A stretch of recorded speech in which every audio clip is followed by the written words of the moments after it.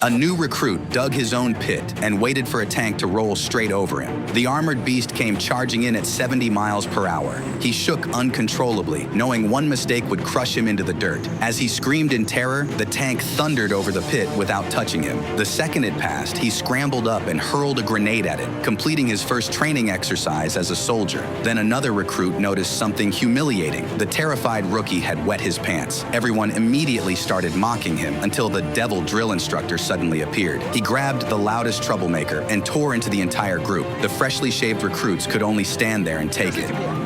Я тоже вместе с вами поржать хочу. Можешь штопленый кулак мотать, можешь маму звать, штаны ссать. А поставленную задачу должен выполнить. Умри, но сделай. Он сделал. Кум! Just one day earlier, they had arrived with full heads of hair. But the instructor ordered every one of them shaved bald. While a veteran was cutting one recruit's hair, he casually asked him a question. Слушай, а ты чё в костюме-то, а? Чё, на службу как на праздник?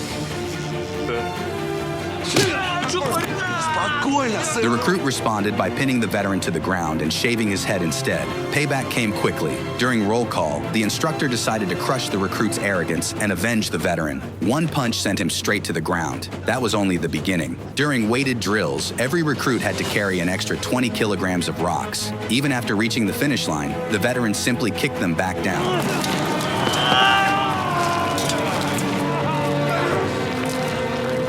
During low-crawl exercises, anyone who raised his head even slightly had it stomped back into the dirt. At night, the recruits barely had time to close their eyes before the instructor called an emergency assembly. Anyone who reacted too slowly received a brutal beating. And during a 20-kilometer march, even when they encountered the only woman for miles, they were forbidden from stopping for a proper look. Under this relentless training, the recruits quickly lost all their earlier arrogance. The one who had wet his pants decided to quit, and several others began thinking about leaving too. The next day, the commander gathered them together.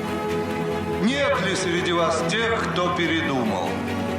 Я не буду спрашивать о причинах, просто вы продолжите службу в других частях на территории страны. Кто не хочет лететь в Афганистан?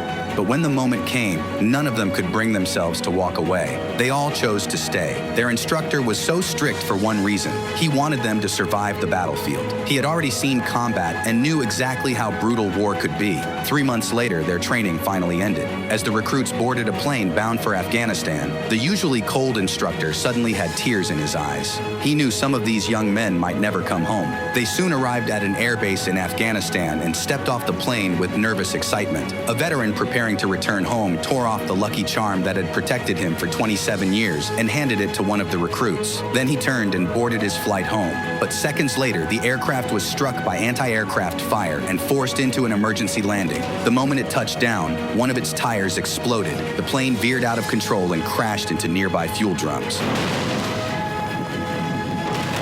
The recruits stood frozen in terror. Their first lesson in Afghanistan had arrived before they had even left the airbase.